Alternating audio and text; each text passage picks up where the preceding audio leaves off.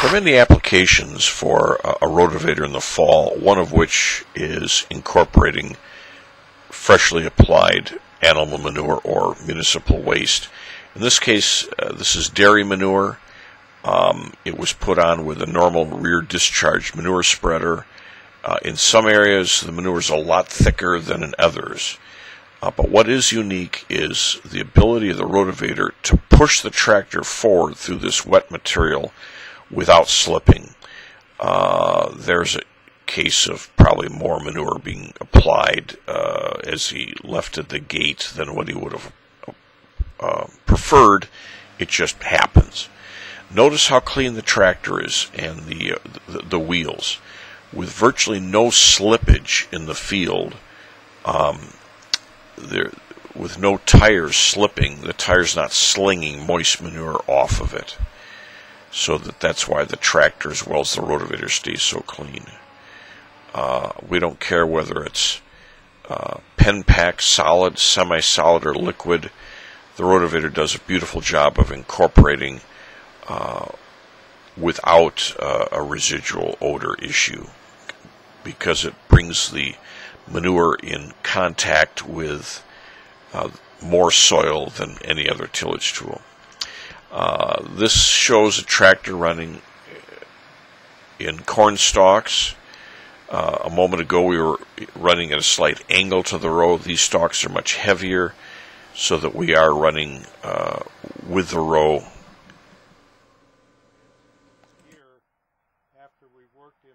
It's fairly sticky. It's fairly moist soil. It's very heavy and black. And notice how clean the rotor is. But notice how much room there is for all the residue to pass through, so you have a good clean flow of residue. This machine is also equipped with our double flange kit, which is an option on certain models to strengthen the holding capacity of the blade bolt. Plus we also have our dummy wear blades on the outside. There's one right there. That blade mounted on the outside of the fixed flange, the welded flange, is what protects the outside flange from any wear. And again, notice all the open area between the blades with this 4-blade configuration to allow flow of soil and residue without any obstruction. By the way, this machine is lined with a ultra-high molecular weight poly liner just above the rotating blades.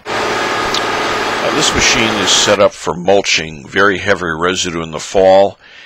Like the previous machine, it's got an ultra-high molecular weight polyethylene liner above the rotating blades to prevent soil from sticking to the metal above the blades.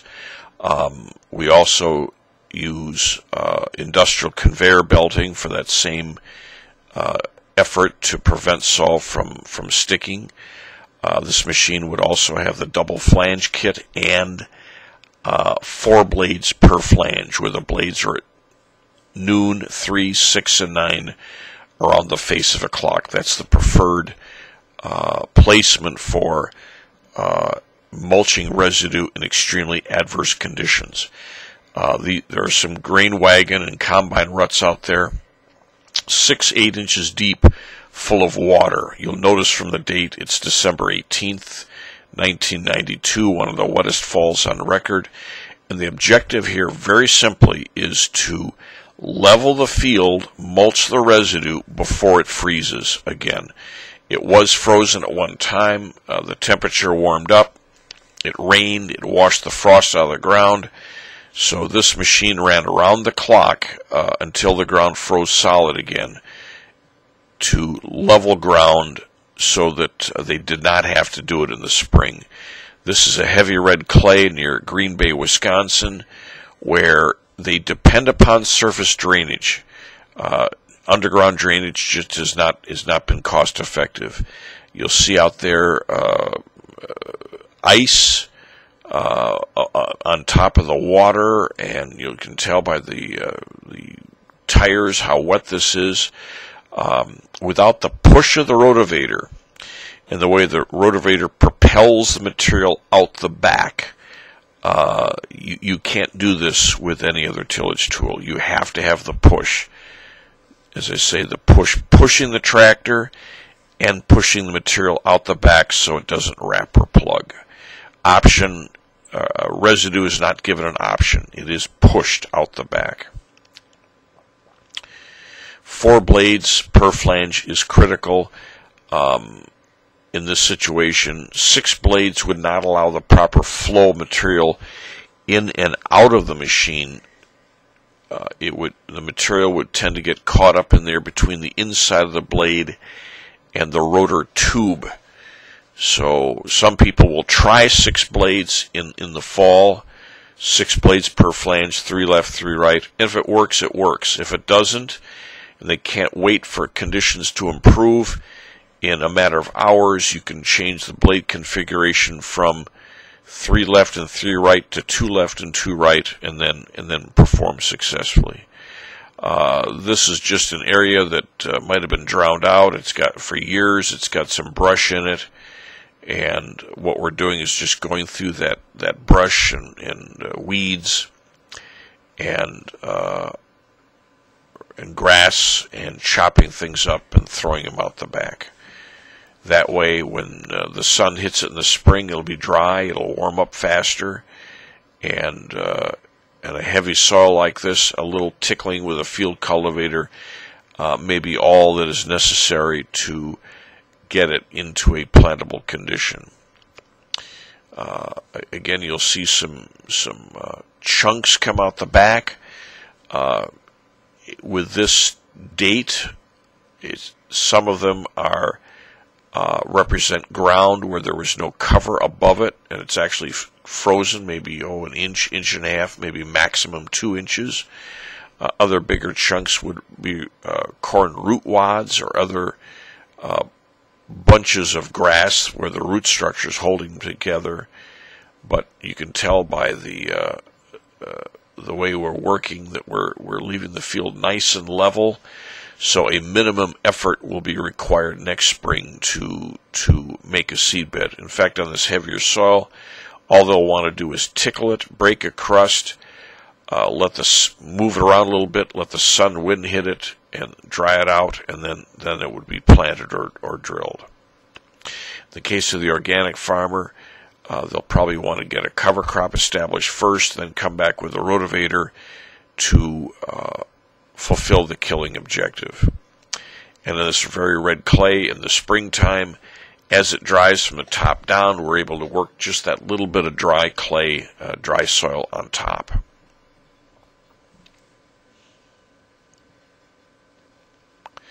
You'll notice duals on the tractor. Duals are not necessary. With the rotavator pushing, we don't need duals for traction nor flotation. What you see here is a pile of residue left over from chisel plowing, where the chisel plow kept plugging, and this farmer is actually being paid by the neighboring farmer to go through the field and disperse those piles of residue. This is Northern Illinois. A very nice gentleman by the name of Joe Hemmer, who I don't think is with us any longer. He was 84 years old when he bought this rotavator, and we're out rotavating in the rain.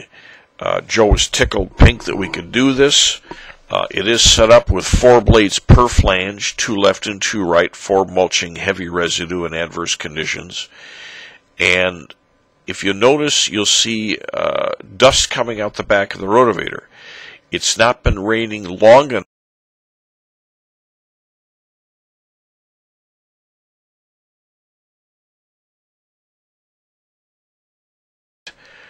for it to get greasy on top, but not too wet to interfere with tillage. This is another dairy farmer that's using the rotavator to, instead of plowing, to mulch his residue and leave the fields very nice and level. This is red clay near Algoma, Wisconsin, where, once again, the effort is to mulch the residue, leave the ground level so that it will drain properly on the surface. So if they do have a wet spring, they can farm the higher ground around the lower ground. This is once again mulching very heavy residues. This is a very wet hole. You can tell by the amount of grass that it was wet all season long, thereby preventing the corn from it getting established. You'll notice he raised the rotavator up out of that water a little bit, and then lowers it back in when he gets to the soil. I think the only reason for that was why do something you don't have to? There's nothing there that needs to be mulched. This is typical of those areas with heavy soil, with rolling terrain, where your low spots have water in them, either spring, summer, or fall, based on rainfall.